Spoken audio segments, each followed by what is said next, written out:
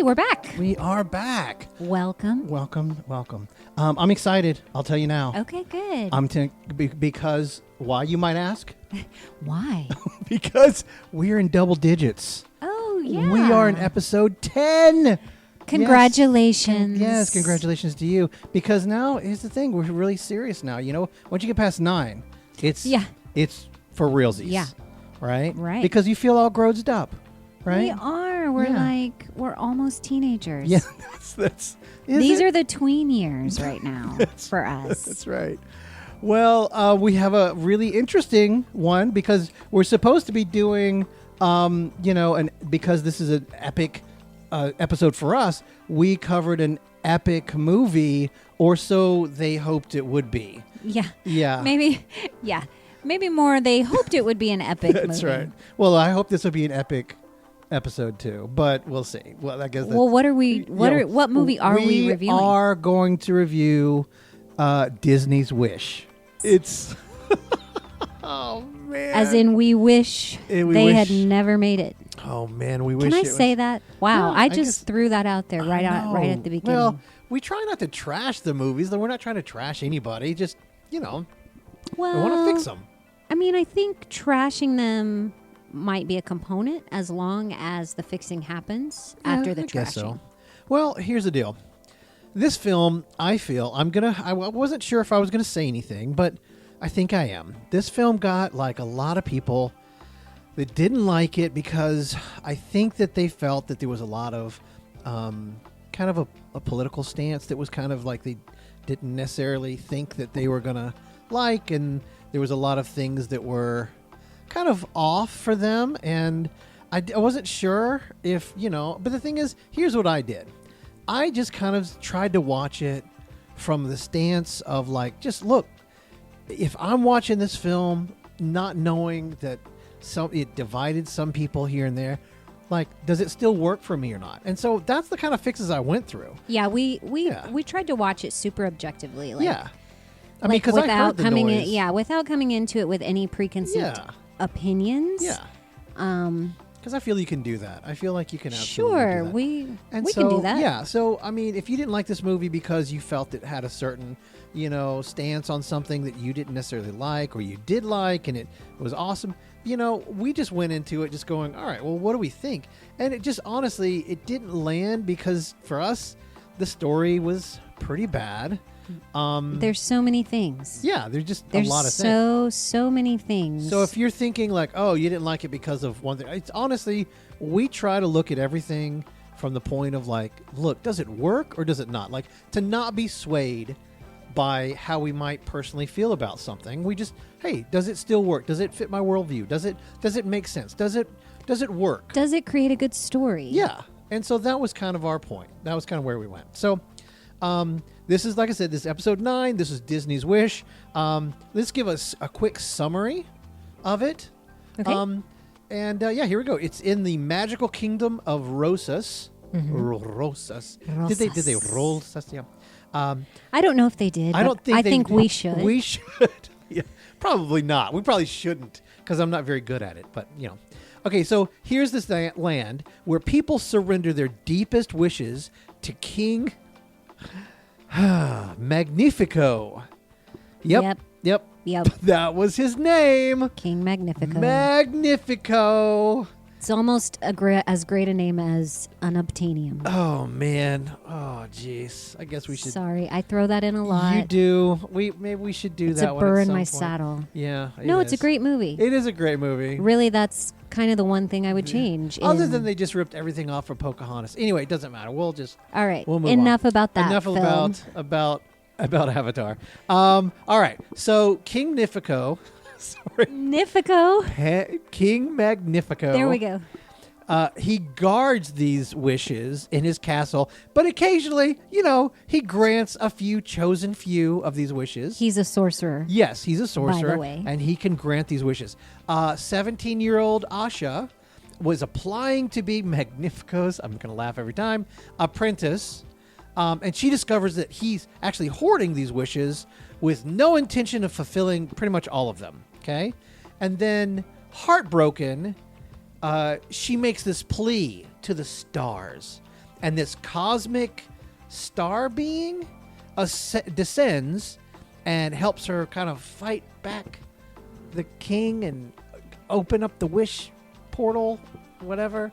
Yeah. And then together, we're not sure how he helps, he just but he helps apparently. Together with her goat. Who was the best part of the film? The best part of it, Valentino, her friends, which were not really the best part of the film, and the star magic. Asha inspires the townspeople to remember and reclaim their wishes. Meanwhile, King Magnifico, corrupted now by dark magic, becomes this tyrant bent on control. And then in the climax of it, Asha rallies all of Rosa's to resist and exposes Magnifico and frees all the wishes, and people reclaim their wishes and their dreams, and they're like, oh, I'm happy again. And then Asha is then chosen to safeguard them as Rosa's enters a new era of hope. That's the summary, which already, that's almost no real kind of tinting of the story, and it already sounds stupid. I didn't even try to talk about that was an unbiased I was trying to summary. be fairly unbiased in the telling of that, and it was already just the worst sound. If I'm hearing that in a pitch room, I'm like, pass. What else do you got? You know what I mean? So sorry about this for those who loved this movie. If you were hardcore in love with this film, I am so sorry. We're Well, a I'm sorry for a lot of little reasons. brutal in this Yeah, episode. this one's not the easiest one to get through, because I will say right now, before I get to anything else, truthfully, almost we did one other like this. This would be a strip it down to its bare bones and rewrite the whole thing. It's not good. It's just not good. The real fix is just don't write this story. This is a terrible story. But I think that being said, yeah, I feel like we came up with some fixes. really good fixes that could have made this movie story better. Not another story, but this actual story work. Yeah. I mean, the thing is, this film was written for the 100th of Disney. So the 100th episode, and somebody said, oh, make a wish on a star. That's Disney's thing. So it's wish. Yeah. Yep. And the thing and this is the story they built around that idea. Man, I'm just saying, the real fix, have a little kid who's dreaming about things and trying to make wishes come true, and has this dream of something, and they're the star comes down and tries to go through that one kid's story of making their wish come true. Make that a movie. Do that. This one was there could have been a million different stories better than this one. So this one was just kind of it felt like they were like, okay, guys, we got to hurry. We got to get this in because Make-A-Wish in 100th year. But to me, didn't you know the 100 years was coming up? You had 100 years. You had time to plan for this. You had time to plan. You should have planned better, because this was not a good story to tell as your flagship 100th story. As your anniversary. Ugh, man. I think I said it maybe several times. It kind of felt like Chat GPT wrote this. It did. They were just give me now, a I'm good... not against AI, man. I'm not. I mean... No. We're at all. fans. But I'm just saying it kind of felt like somebody's prompt was, I need a story. Yeah. It's got to have a star. Yeah. And it's got to have wishes. Yeah. Bob Iger comes and in. with a villain and a princess with a companion. Yeah. An animal companion. Iger and Kennedy come in, and they're like, guys, we need the story. And somebody's like, oh, I forgot to do it. Okay, the wish story. Enter. Yeah. Okay, I got it. Okay, look, there's this girl, right? And the king's name is Magnifico. And they're like, keep going. I'm listening. I love it. Let's write it. It just didn't work, folks. It did not work. The film didn't work because I think its core idea, it has this idea of people giving up their wishes, which wasn't clearly explained. I mean, the whole thing felt hollow and shallow. Hollow? Hollow and shallow. Hollow. hollow and shallow, making the townspeople like weird characters. It didn't work at all. Asha's personal stakes in the thing was completely ridiculous because she just wanted her grandfather's wish and mother's wish to come true, and like that was pretty much it. But then all of a sudden, she's ready for rebellion. She's ready to fight. She's the leading a revolt. establishment, and it was just generic and lacked zero emotion. And then Magnifico, his slide into evilness was just one note and silly and okay. And fast. Too quick. And the songs, can we even, because it's a musical, people. And I put musical in quotes because they sang, but gosh. It was almost like, you talk about Chat GPT. Yeah. Again, it was almost like they had these songs written for something else. And they were like, just throw it in there. Yeah. Just it. But it doesn't make sense with the story. It doesn't matter. It's a song. It's a song. We just need throw it in there. 100 years coming up. We got to do it. That's what it felt like. Some of the songs, like, literally felt like they had nothing to do with the actual story. And yeah, so the expectation of this film was big, okay, because of the 100th, but it fell flat, and I don't know. I felt like Disney wanted this revolutionary musical, but Les Mis, this was not. No, just absolutely, it was not. It was a watered down, weak storyline, and instead of an anthem, it was whiny and cringy. So bingo. Yeah. All right. What worked in Wish? I've got one thing. Okay, talk to me. The gentleman, the gentleman in The Scholar that voiced the goat, Alan Tudyk. This gentleman, he really is fantastic. Amazing. If you don't know him, he's voiced so many things. I mean, he's an accomplished actor. Wonderful voice actor. He's a fantastic actor, but he's just a really super talented guy. Definitely. And he's not, like I said, he's not just acting wise, because he's been in tons and tons of films, but I mean, down to like, the little chicken in Moana. I mean, he's like, he does that. Like that was his, right. Yeah, that was his whole bit. He's done tons of robots in Star Wars and Superman, with, iRobot, Will Smith. He was all of these characters. And he's fantastic. So that was my highlight. He was really funny, and he worked with what he had, and I liked his character. He did a great job. So I'm waiting a little bit to see if you have anything, but it looks like no. Anything that I liked about the film? Yes. Visually, it had some pretty moments. Yeah. Like, I thought the animation of the wishes when they were released and set free was really beautiful. Yeah. So I liked some of the animation. I thought the story itself was.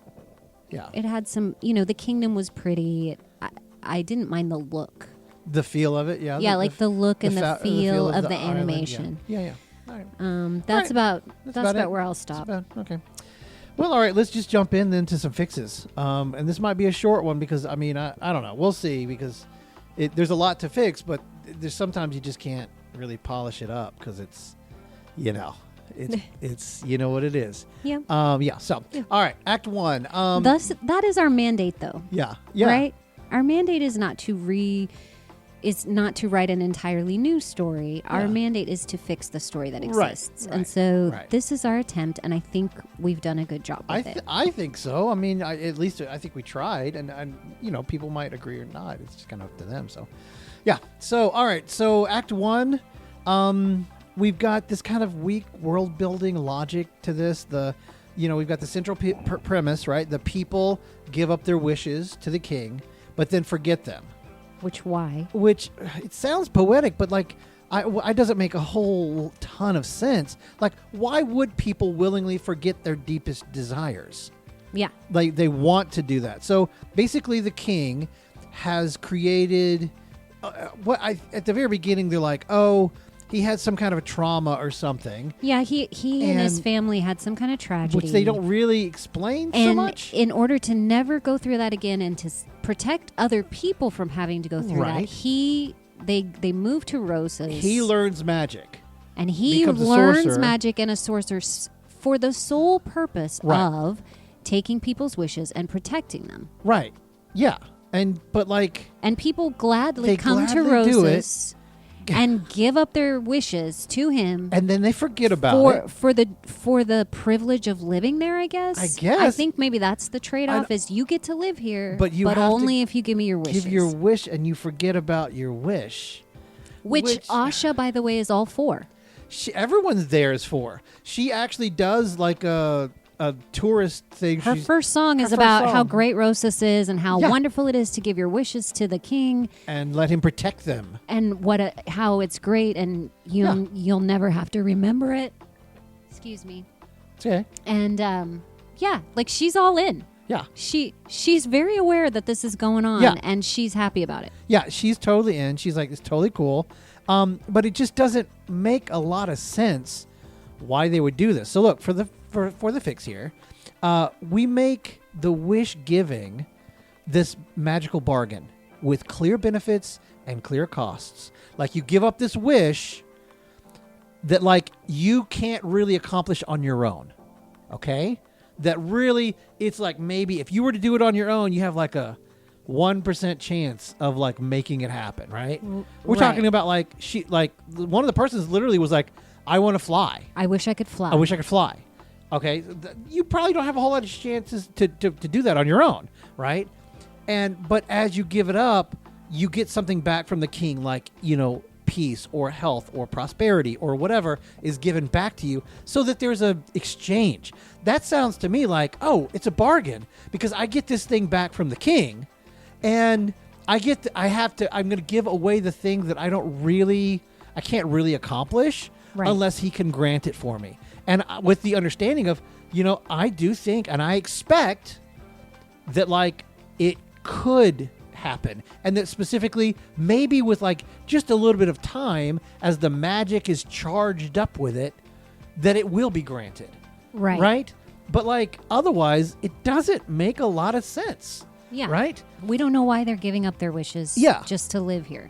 Yeah. So kind of the idea is, see, that makes then the townspeople, their complacency believable, right? Right. It heightens the stakes. Because they have a reason to give it up. Right. And It then the motivates people, believing that it's going to be granted at some point, that makes sense that they're cool to give that up and go like, oh, okay, I can give this up because I know it's going to come back to me. Right. He'll keep Right. it safe. Right. All right. The protagonist, this is Asha. She wants to be the king's apprentice. But then, like, suddenly, this moral outrage of the wish system, it's like, it's rushed and weird.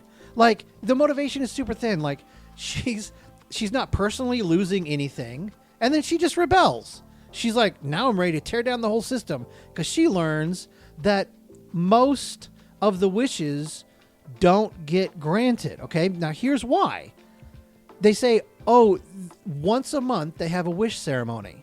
Well, there's a wish ceremony once a month. There's 12 months in a year. That means you're going to get 12 wishes granted, but there's thousands of people. Clearly, most aren't going to get granted. Do you not have math on this island? I mean, I don't get it. Like, she's all like, wait a minute. Now that I've toured the factory floor, now I realize that math is a thing. Yeah. Like, What? It doesn't make sense at all. Like, why would she be upset of something that she clearly knew? exactly. I mean, it's so interesting because, like, the king takes her in to see where all the wishes are kept. Right. And she finds her grandpa's wish, and she's like, oh, hey, my grandpa's turning 100 today. Is it possible for you to grant his wish? Yeah. And the king's like, It's dangerous. this wish is dangerous. And she's like, wait, no, it's not. Because obviously she knows better than him. She says, no, it's not dangerous. And he says, well, I get to decide which wishes are best for Rosas. Right, because he is the king of roses. He's the king. And all of a sudden, that literally throws her into this tailspin of this is wrong. Yeah. How can he do this? How can he be like this? Hey, guess what, everybody? Not everybody's wish is going to be granted. And it's like, Yeah. wait, what? You're just figuring that out? Yeah. Like you're just realizing that's that clear not knowledge. everybody's wish is going to be doesn't make granted. sense. I Yeah. mean, So it didn't make any sense why she would suddenly be upset about this. Right. So for a fix, everyone needs to believe that their wish is eventually going to be granted. Yeah, And that has then- to be established. But like, here's the easiest fix here. Don't tell a time of how many wish ceremonies you do. We just assume that it happens all the time. Like, this one's ready. Here we go. Yeah. You know what I mean? If Yeah. you didn't give us a time, then you can't figure out when it's gonna. And like, do 2 or 3 a day, or you know what I mean? Right. Hey, Just- guys, it's another wish ceremony And there's- today. it's- Yay. A wish is ready to be granted. That's great. You don't have to tell us it's once a month or whatever. And that way, when she finds out that not everybody's wish is granted, we're like, Oh, shoot. Right. okay. Right. Maybe right, there was this expectation that it would be. Right. Okay. The villain, okay, which turns out to be Magnifico, the king. Oh, shocker. The person in control is the bad guy. So basically, people are trading their purpose for a peaceful place to live, which honestly, that's not the worst of things. I mean, there's worse setups and scenarios, especially for a kingdom, that's, super peaceful and people clearly are happy. I don't know. See, okay, because here's the deal. What I'm confused about is how is what he was doing, how is that a bad thing exactly? Okay, and I'm going to give you an example. Here's what I'm saying. What if, like, somebody, and it's an extreme example, I know that, but what if somebody's greatest wish was like, I want to be a serial killer. Oh, okay, well, let's grant that. No, you can't. I mean... Right. Him having some discretion about which wishes he granted. That's not necessarily a bad thing. And I think maybe as a kid, you're watching that going, oh, grant every wish. But as an adult, I'm like, no, dude. I know you want a third arm coming out of your forehead, but no, let's not do that. Maybe that's not the best. Maybe that's not the best wish. Maybe it's best to be discerning. Yeah. And also, this was a country that he ran. He was in charge of, man. People didn't have to live there. They didn't have to come give up their wishes. It felt like he was, and they even said in the movie, he actually was protecting these people's wishes. Like that was his goal. That was his objective in the beginning. It changes very rapidly. Yeah. Well, he gets to a point, and it's like, midway through the movie, he absorbs a wish, and he's like, oh, there's power in that. Oh, I feel so powerful now. So basically, he was a good king all along, and he wanted what was best for his people. But then when he tasted this power, he changed. And then he started getting to this dark power of like, oh, somebody's going to come and ruin this kingdom. I don't have enough power to do it. I better stop them somehow. And I was like, okay, so look, for a fix, here's the deal, folks. He needed to be feeding off the power of these wishes from the very beginning. Yeah, he needed to have a sinister, ulterior motive. From the beginning of From the this. beginning. So when Asha discovers the truth, the truth is not just, oh, not everybody's going to get their wishes granted. The they're truth is, oh, he's using these wishes for something evil and corrupt and terrible. And he only gives up a few of them to pacify the people and give them hope, right? His power came from this potential and this hope of like making him, basically he's always been in the dark, and he's always been feeding off this dark magic, right? Instead of just all of a sudden jumping into it and going, oh, now there's power. Ooh, I like it. Right. So it's got to be something where he was benefiting from this from the very beginning. Yeah. Right? That's kind of what I think it should be. I think that is a good fix. Okay. All right. So Act 2. Asha is like very upset about like her, what happened with the king, and she runs away in the forest, and she's all despondent and sad. Yeah. Boo-hoo! Oh no! How could I have been so deceived? I didn't understand basic addition, and now, oh. Now I'm realizing my eyes are open. The king is trying to decide things. How dare the king decide what's good for his kingdom? Oh. Yeah, I know.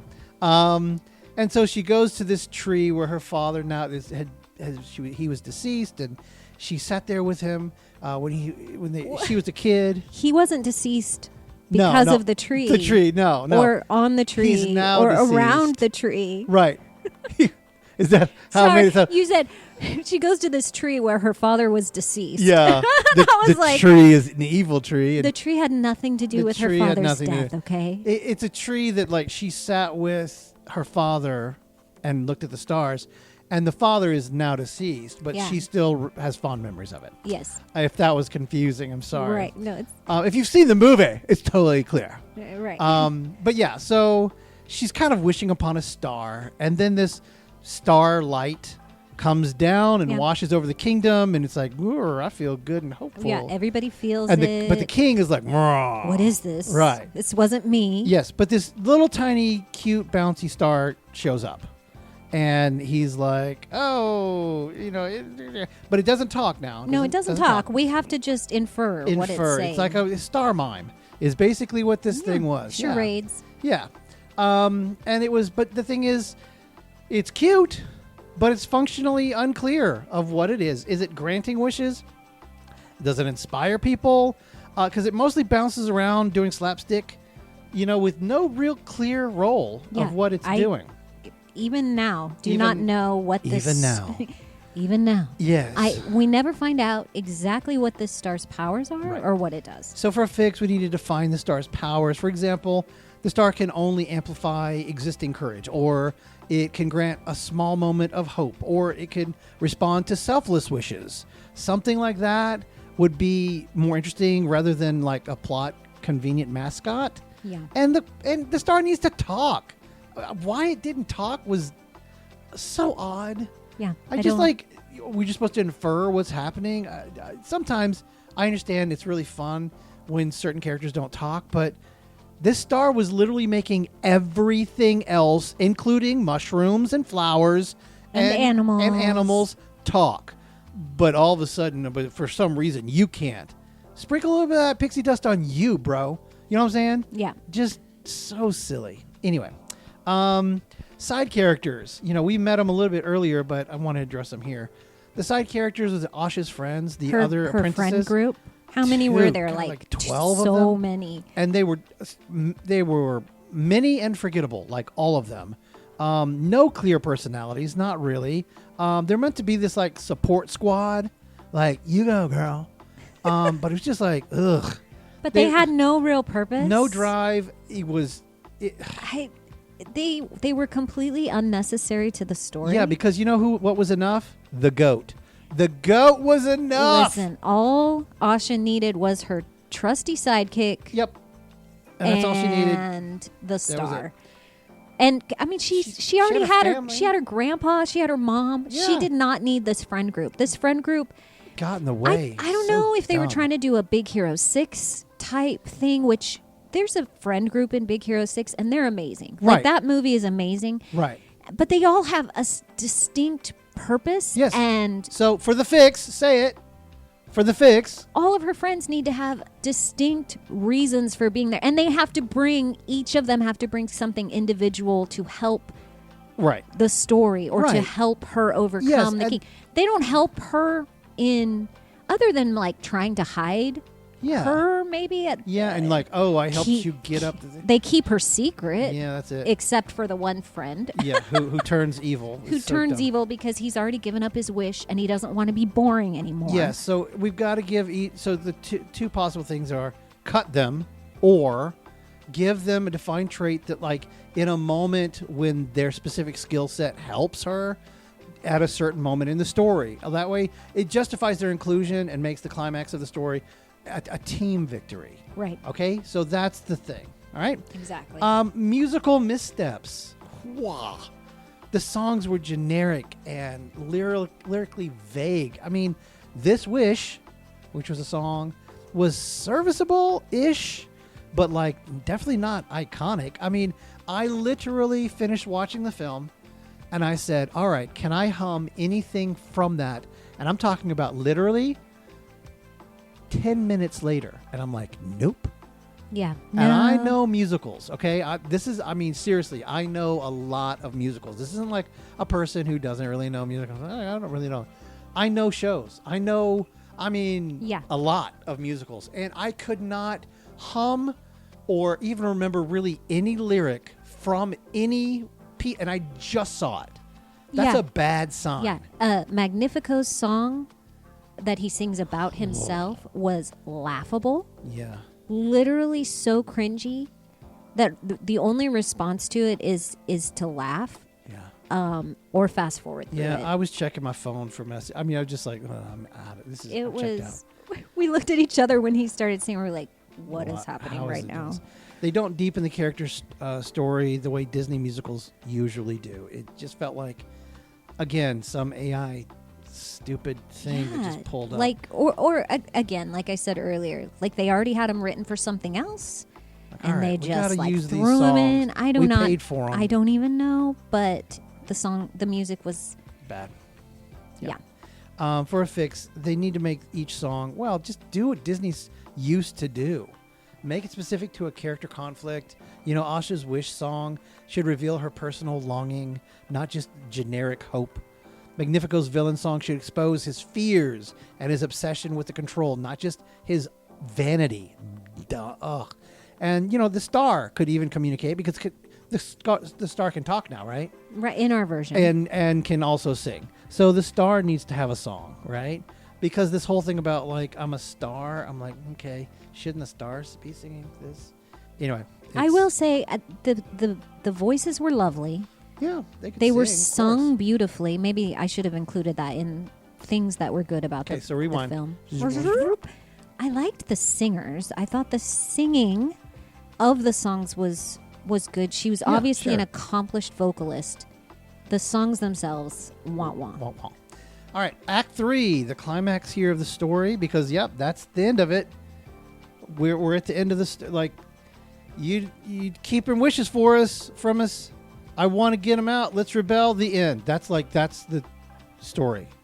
Yeah. It's 3 sentences long. The villain here, Magnifico, all of a sudden becomes this generic dark sorcerer with like little depth. His obsession with power feels, again, it's just like one note. His downfall is predictable. Okay. He's got this book of like evil magic, like dark magic in his library, and it's even like in a special place, locked up. Yeah, but like, why do you even have that? It doesn't make sense at all. Like 0 sense. We never loop back this other thing. We never loop back to this tattered tapestry about Magnifico's family. Yeah, somehow he has a tapestry of his backstory, of his origin story. Of his origin.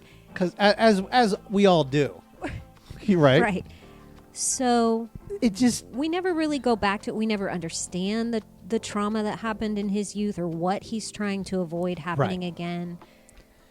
Right. But once he gets a taste of power, there's nothing left in him that's redeemable, apparently. Like, he was this good guy, and then all of a sudden... he's a bad guy. He gets a taste of power, and now he's completely without redemption. Right.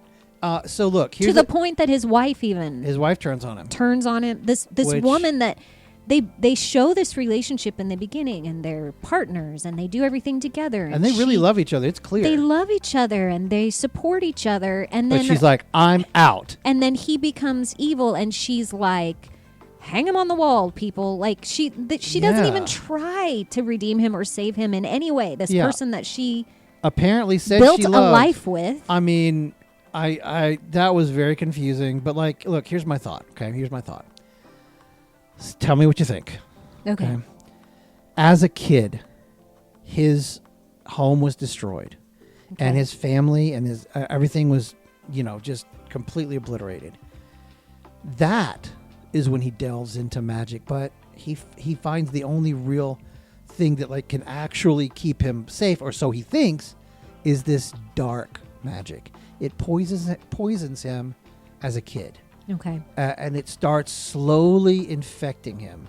He draws the power from it. He's, he's growing up, and then, you know, everyone in the story over the course of this film, they're fighting the dark magic that has the hold over the king. Yeah. You know, that's why he's taking the wishes and stuff.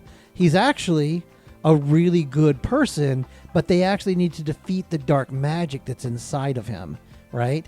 Because like you're right, like the wife was like super fast to drop him like a rock. I mean, just oh gosh, he's bad, I'm out. What? Wait a minute, you spent your whole life with this person and now you just decided? But like, she should have noticed, like, I've noticed these things, and it's gotten worse as he's gotten older, and as he's gotten older, the evil magic has more of a hold on him. Okay? Yeah. So everyone's mission then is to fight the evil and expel that from the land. Then make them defeat the dark magic, and then it's kind of poetic and beautiful, right? Then maybe like the wishes that he hoards start to backfire. Okay? Does that make sense? Like maybe somebody's wish for like freedom or something like is something that like affects him in the end. Does that make sense? Like all the wishes that he's got stored up slowly start like affecting him and start messing with his world. And that's how for good or for bad? Yes, for good. And that's what's breaking him out of this hold. Like everybody's wishes are now working against the dark magic. You follow? Yeah. Okay. So then it's kind of like, you know, the things that he was holding back are actually now fighting back. Yeah. The wishes are actually kind of fighting back. And then when everybody kind of is inspired to rise up and fight back against this, they're realizing, oh, we got to do it. And then the wishes are fighting, the stars are fighting, everything's kind of coming together at the same time. Yeah. So that's kind of the ideas here. Because in my opinion, the king needs to start basically in a bad place, and then the mission is to free him from the evil.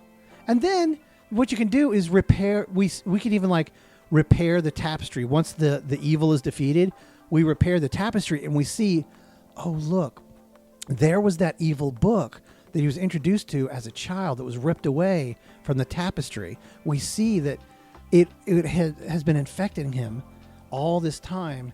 Okay, we found that piece in a certain place, and we're like, oh, it is the evil magic that has been infecting him, and we've got to get him free. We have to break him free of this. Right. So it becomes a redemption story instead of like, you know, down with the guy who was trying to keep us safe, who was scared and went to the evil magic, and now he's evil, and now drop him off the cliff. Like, it doesn't make a ton of sense. Obviously, you know, there's always a villain in the Disney movies, and if there needs to be, and I totally understand that. But this is very different than, you know, an Ursula or like she. It's clear, you know, from the beginning, like she's conniving and evil, and I mean that witch needs to die. You know what I'm saying? Yeah. But this guy, it was a very different villain story. If you're going to start with somebody who is actually good-hearted, who's trying to do the right things, and then not redeem him in the end, yeah, man, it just felt so like, I don't know, for all of us out there who have been in relationships at all, any kind of relationships, right? It kind of felt like, well, wait, we're not even gonna try, to bring him back from the brink. I was disappointed in that storyline. All right, so now when the wishes are being freed at the end, so here's the issue: the wishes were being freed, which was visually it was nice, but the payoff is like super underwhelming because the audience really was only shown a couple of wishes of what they meant to people, like the person that wanted to fly and the person that wanted to like explore. I think it was on a ship. Yeah, there was one fleeting one where somebody was holding on to a dolphin fin and swimming in the ocean. It was like these wishes were not so much purposes for these people as they were like, hey, that'd be fun. That'd be fun to do on a vacation. That'd be really cool if I could do that. If I had to make a wish like thing, I would love to swim with dolphins or go see my favorite ball team or whatever. And this is what the whole revolt was over, was giving people back these wishes, but then the wishes that they showed us were like Super shallow. hanging onto a dolphin as it rode you around the water. Yeah. That's what was not fulfilling your life, not having that wish. Right. I'm sorry. So how to fix this? You've got to plant specific wishes throughout Act 1 and Act 2. Show, Make them important. yeah, the baker who's trying to inspire joy in his town by creating these things. And, a child wishes, this person that's growing up wants to have courage to create this thing that's going to, you know what I mean? And like make Right. it a little bit more important than, silly little Then things. I wish I could fly. Yeah. And so then when the wishes are released, we see those characters transformed and given like a catharsis of like, oh, wow, now I'm complete again. Right. And I can do this thing and it's amazing. You know what I mean? Yeah. So that's kind of... Which there they was just- tried to do that. It just was... But because the wishes were so silly, it just was... it kind of was felt- like, okay, now I remember that I wanted to ride a dolphin. And then, Like, how... Like now, I kinda thank like- God I revolted so I could for have this that. back. Right. Yeah. And then Asha's resolution was very generic. She becomes this wish keeper. The star gives her a little wand, and Which she doesn't even know how to use. know how to use, by the way. But her personal arc isn't very distinct. And then, the big thing is she doesn't sacrifice or transform or anything to resolve any kind of deep flaw that she might have. No. She just becomes the chosen wish keeper. And I mean, did we not learn the lesson from one person having the power of magic in the first place? Did we not learn the lesson? No. We're going to do the exact same thing. Right. We're going to grant you, Asha. But Asha will be We're going to good. grant you all the magical power, and you're going to be our leader. Wait, didn't we already What? have a leader that had all the magical power? Yeah. And that didn't turn out so good. Yeah. So for a fix, give Asha a meaningful choice here. Maybe give her like her own wish, like won't be freed, but everyone else's will. Something like that, like where she has to make a choice. Like I've got to give something up. Mm-hmm. I can't just like a sacrifice Yeah. that would make her resolution a little bit more heroic, and moving. Does that make sense? Yeah. Yes, absolutely. Overall missteps of the film, just it leaned too heavily on Disney's 100th anniversary nostalgia without delivering anything fresh at all. It wasn't emotionally grounded, and I know that they had time to work on it, so they should have done it. It's literally 100 years. Do better for 125, Disney. Please. Get 25 years. Disney's usual iconic villain and unforgettable songs wasn't executed with the same depth or class that the other films are. Yeah, I mean, in the heritage, the lineage of Disney films that this came from, Right. it just did not measure up At all. at all. I mean, this is Disney. This is Disney that brought us Beauty and the Beast Right. and brought us Lion King. Lion King, and I mean There's these just epic we could stories do with better. epic music. Frozen, even. Yeah. Where you've got Anna giving up her life for her sister. Right. These are the characters that we love. Right. Not somebody who wants to revolt, with her little group of friends. Right. Because, so somebody can, fly or ride a dolphin around. Right. It felt super shallow. Very shallow. Like, I'm going to fight for something that really doesn't matter and give up everything for it. Like, it just doesn't scan at all. It doesn't So the work. fixes are you got to make the bad guy bad from the beginning and then maybe redeem him at the end. Yeah.